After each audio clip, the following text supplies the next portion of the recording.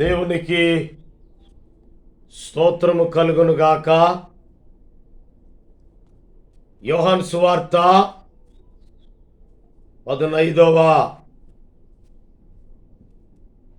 అధ్యాయము 8వ వచనం. మీరు బహుగా ఫలించుట వలన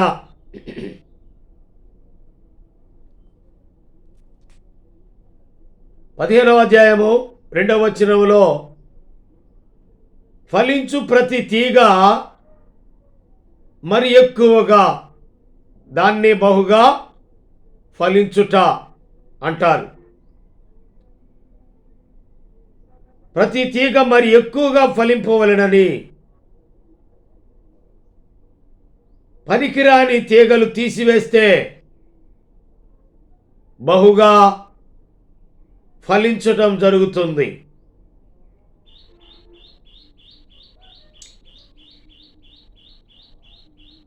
మీరు బహుగా ఫలించటం వలన, బహుగా ఫలించాలంటే తీగ 5వ వచనం, ద్రాక్షావల్లిని నేను, తీగలు మీరు. ఎవడు నా యందు నిలిచియుండునో. మరి ఎక్కువగా ఫలించాలంటే తీగ ద్రాక్షావల్లిలో నిలిచి ఉంటేనే కానీ మరి ఎక్కువగా ఫలించరు. అంటుకట్టబడడం, ఆత్మానుబంధం. తండ్రికి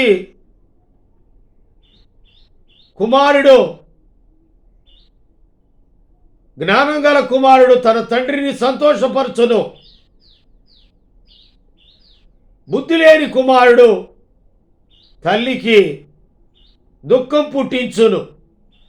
అలాగైతే జ్ఞానం గల కుమారుడు ఎవరు?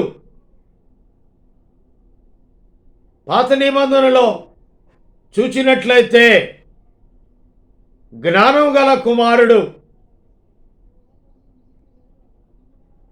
ఇస్సాకు తన తండ్రికి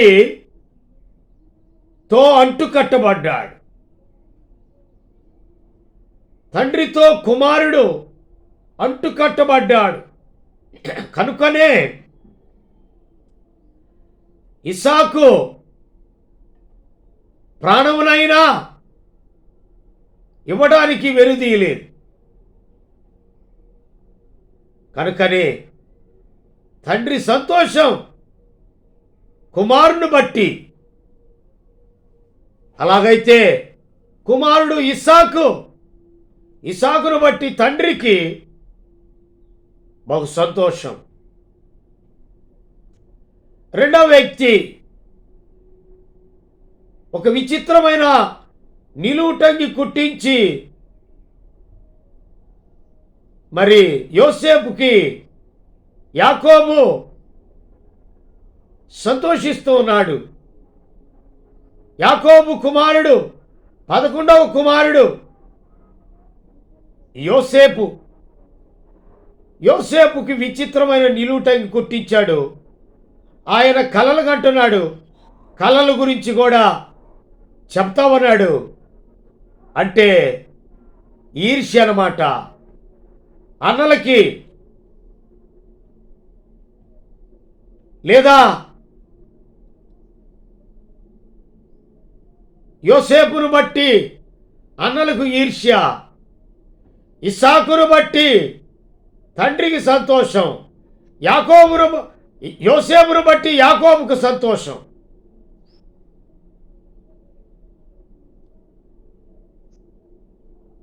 యేసయ్యను బట్టి తండ్రికి సంతోషం. ఏమంటున్నాడు మత్తయి సువార్తలో? ఇతడు నా ప్రియ కుమారుడు, ఇతని యందు నేను ఆనందించుచున్నాను. కుమారులైన వారు తండ్రికి సంతోషం తెస్తున్నారా, లేక తల్లికి దుఃఖం పుట్టిస్తున్నారా? దుఃఖం పుట్టించే కుమారులు లోయ కాకులు మిగుతాయంట. జ్ఞానం గల కుమారుడు తన తండ్రిని సంతోషపరచును. అలాగైతే జ్ఞానం గల కుమారుడు ఇస్సాకు తండ్రిని సంతోషపరిచాడు. యోసేపు యాకోబును సంతోషపరిచాడు. యేసయ్య తండ్రి అయిన దేవుణ్ణి సంతోషపరిచాడు. కుమారుడైన యేసు మీరు బహుగా ఫలించుట వలన, ఇలాగ యోసేపు బహుగా ఫలించాడు, ఇస్సాకు బహుగా ఫలించాడు, యేసయ్య బహుగా ఫలించాడు. యేసు ప్రభుతో అంటుకట్టబడిన పేతురు బహుగా ఫలించాడు. పేతురులో సైతాను ఉంది. సైతానా నా వెనక్కు పొమ్మని మత్తయి సువార్త 16వ అధ్యాయంలో ఆ మాట అన్నాడు. అందరూ విడిచిపెట్టినా నేను మాత్రం విడిచిపెట్టను. ఇదిగో మనిషి కుమారుడు పాపుల చేతికి, ఇదిగో మరి శాస్త్రులు లేదా పాపులు, సద్దుకయ్యులు లేదా ప్రధాన యాజకులకి అప్పగించబడి సిలువ వేయబడి సమాధి చేయబడి మృత్యుంజయుడే 3వ దినాన లేస్తాడు అని చెప్తే అందరు దూరం అయిపోయినా నేను మాత్రం దూరంగా. నన్ను పట్టుకున్నప్పుడు ఆయన ఎవరో అని నీవు ముమ్మారు అబద్ధమాడతా. నిజంగా యేసుప్రభు వారిని పట్టుకున్నప్పుడు, చుట్టుముట్టినప్పుడు మల్కు వరలో కత్తి తీసుకొని మల్కు చెవి తెగ నరికాడు. అంతేకాదు, తర్వాత చలిమంట వేసుకుంటున్నాడు, చలికాలం కదా.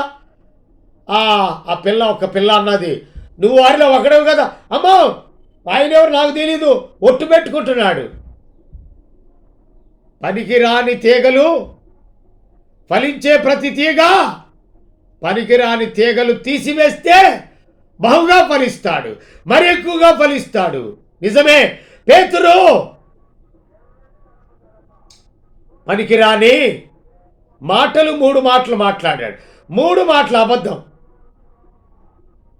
అందుకని యేసు ప్రభు యోహాను సువార్త 21వ అధ్యాయంలో, నీవు నన్ను ప్రేమిస్తున్నావా, నా గొర్రెలకు కాయము.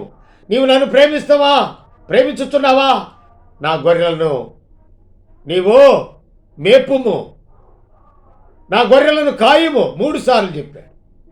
అలాగైతే పనికిరాని నన్ను నీవు పైకి లేపితివి, క్రీస్తనే బండ పైన నన్ను నిలిపితివి, నా అడుగులు స్థిరపరచి నన్ను నిలిపితివి, నా ప్రాణమా నా సమస్తమా ప్రభుని స్తుతించుమా, నా యేసు చేసిన మేళ్లను నీవు మరువకుమా, నీటి వాగుల కొరకు దుప్పి ఆశించునట్లు నీ కొరకు నా ప్రాణము తప్పిగొనుచున్నది, నా ప్రాణమా నా సమస్తమా ప్రభుని స్తుతించుమా, నా యేసు చేసిన మేళ్లను నీవు మరువకుమా, పనికిరాని నన్ను నీవు పైకి లేపితివి, క్రీస్తనే బండ పైన నన్ను నిలిపితివి, నా అడుగులు స్థిరపరచి బలమునిచ్చితివి, నీదు అడుగు జాడలనే వెంబడింతు ప్రభు, నే వెంబడింతు ప్రభు. పనికిరాని తీగలు, పనికిరాని పేతురును ప్రభు కోసం వాడుకున్నాడు. ప్రభు సంతోషిస్తూ ఉన్నాడు పేతురుని బట్టి. పేతురు నీవు నాకంటే పశ్చాత్తాపడ్డాడు. ఆయన ఏడుస్తూ ఉన్నాడు. పశ్చాత్తాప హృదయం అనేది చాలా ప్రాముఖ్యం. పశ్చాత్తాపడ్డాడు, కానీ పశ్చాత్తాపడ్డాడు గనుకనే ఆయన ప్రసంగం చేస్తే 3,000 మంది, రెండవసారి ప్రసంగం చేస్తే 5,000 మంది, ఇంతమంది రక్షించబడ్డారు. ఇన్ని ఆత్మలు సంపాదించుకోగలిగాడు. కారణం, ఈనాడు ప్రసంగాలు ఉన్నాయి, కానీ పెద్ద పెద్ద సీనియర్ పాస్టర్స్ రెండుగా చేశారు మందిరాన్ని. రెండు వైపులా, ఆ కుడివైపు ఎడమవైపు మందిరం ఏమో ఖాళీగా ఉంది. కనుక ప్రసంగాలు కాదు కావాల్సింది, పశ్చాత్తాపం ఉంటే ఆ ప్రసంగానికి విలువ ఉంటుంది. పశ్చాత్తాప హృదయం. పేతురు పశ్చాత్తాపడ్డాడు కనుకనే ఆయన ప్రసంగిస్తే పాపి రక్షించబడ్డాడు. ఆయన ప్రసంగిస్తే, ఆయన మాట్లాడితే లేదా ప్రార్థన చేస్తే చచ్చిపోయినా దొర్కా బ్రతికింది. ప్రార్థన చేయగా తబిత దొర్కా బ్రతికింది. ఆయన నడుస్తూ ఉంటే ఆయన నీడబడి పక్షవాతం కలిగినటువంటి వ్యక్తులు అనేకులు కాళ్ళు చేతులు వచ్చి, కనుక దేవుడు అంతా బలమైన ఆయన నీడబడితేనే, మాట్లాడటం కాదు, నీడబడితేనే స్వస్థ చిత్తులు అవుతారు. అందును బట్టి దేవుడు సంతోషిస్తాడు. మీరు బహుగా ఫలించటం వలన నా తండ్రి మహిమపరచబడును. అలాగైతే పేతురు దొర్కాను లేపినప్పుడు బహుగా సంతోషించలేదా? పేతురు మరి ప్రసంగిస్తే ప్రభువైన యేసు 3,000 మంది రక్షించబడినప్పుడు బహుగా సంతోషించలేదా? అక్కడ బహుగా సంతోషం, ఈ 3,000 మందికి బహు సంతోషం. వాక్యం మాట్లాడిన పేతురుకు కూడా సంతోషమే. కారణం ఏమిటంట? అయ్యో బహుగా ఫలిస్తున్నామేమో, బహుగా సంతోషిస్తున్నాడు, బహుగా ఫలిస్తున్నాం. అందుకనే తండ్రికి మహిమ తెచ్చే బిడ్డలు భూమి మీద అవసరం. కుమారుని ముద్దు పెట్టుకొనుడి, లేని ఎడల ఆయన కోపం త్వరగా రగులుకొనును. కనుక కుమారుడు తన తండ్రిని సంతోషపరుస్తున్నాడు. కుమారులు 12 మంది కుమారులు, లేదా 11, 12వ వాడు బెన్యామీను, 11 యోసేపు. కనుక 12 మంది ఉన్నారు. అపోస్తలుల కార్యముల గ్రంథంలో 12 మంది, మత్తయి సువార్తలోనే ఆ 12 మంది ఉన్నారు. అయితే ఒకడు విరోధంగా అభ్యంతరం రాకపోవటం అసాధ్యము. ఎవరి ద్వారా వచ్చునో వానికి శ్రమ, వాడు పుట్టకుండాని ఎడల మేలు. అభ్యంతరం రాకపోవటం అసాధ్యం. ఎవరి ద్వారా వస్తుందో వానికి శ్రమ. వాని మెడకు తిరగటికి రాయి కట్టి సముద్రంలో పడవేయటం మేలు. వాడు పుట్టకుండాని ఎడల ఇంకా మేలు.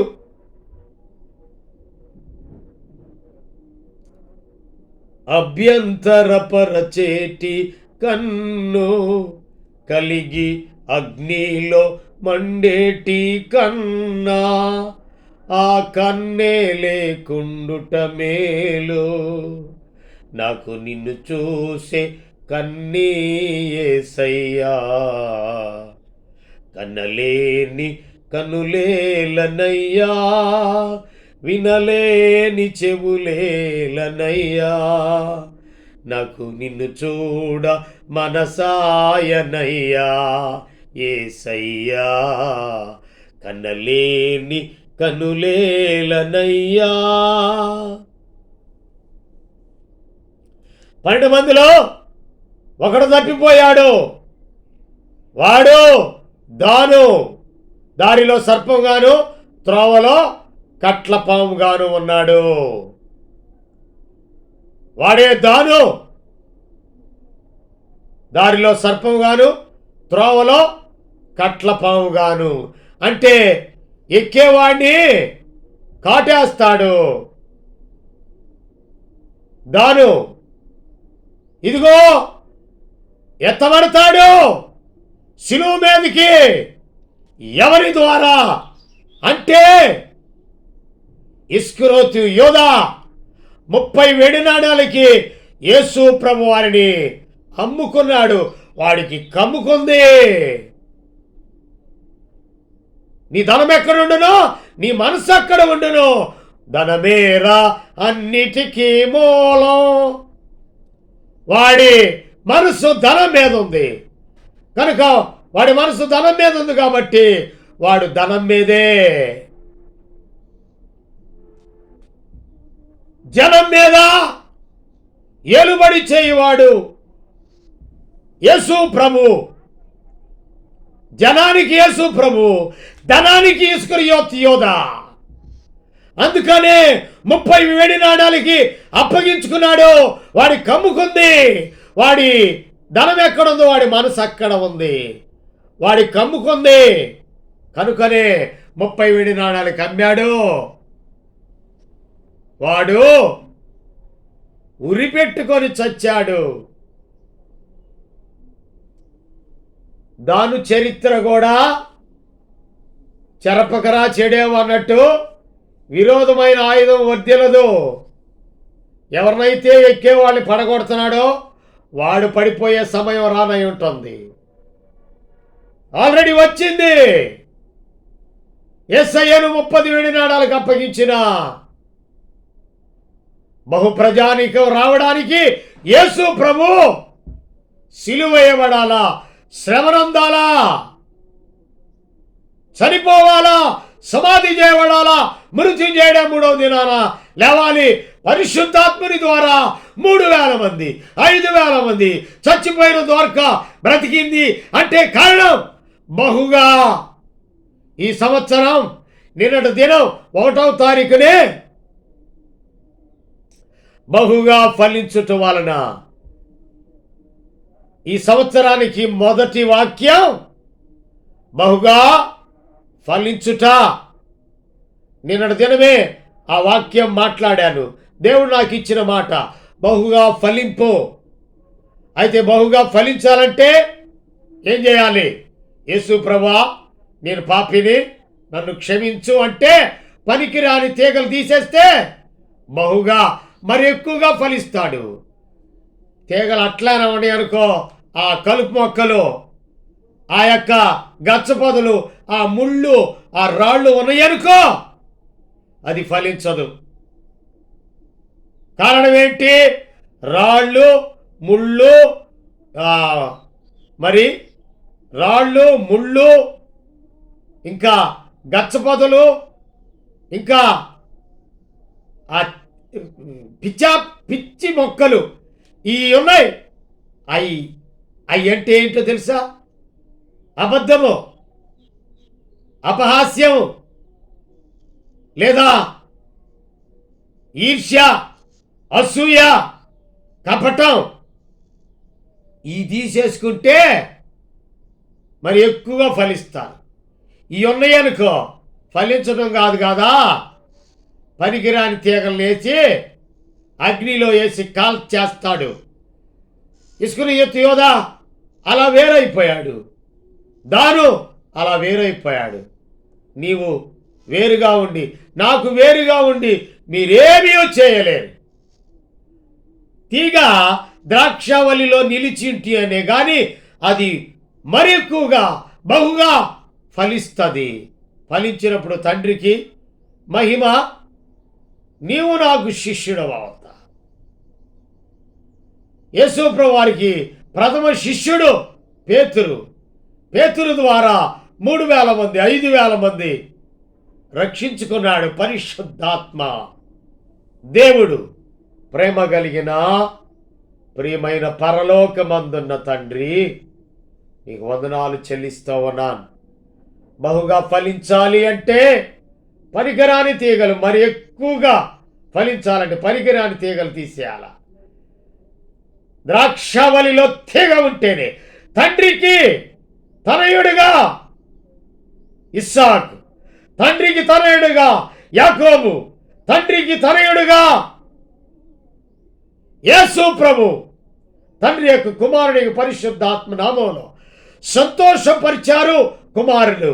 అలా సంతోషపరిచే కుమారులు ఇస్సాకు లాంటి, యాకోబు లాంటి, యేసయ్య లాంటి మనస్సు దయచేయమని యేసు క్రీస్తు వారి ప్రశస్త నామంలో ప్రార్థన చేయించున్నాం పరలోకమందున మా తండ్రి.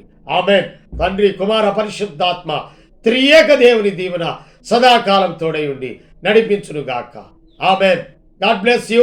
వాక్యం నచ్చినట్లయితే సబ్స్క్రైబ్ చేయండి, కామెంట్ చేయండి, ప్రేయర్ చేయండి, సహకరించండి. సవినయంగా వందనాలు తెలియపరుస్తూ ముగిస్తూ ఉన్నాను. దేవుడు మిమ్మల్ని, మీ కుటుంబాలను బహుగా దీవించి ఆశీర్వదించి ఈ నూతన సంవత్సరం నూతనమైన కార్యములు చేయునుగాక. ఆమేన్.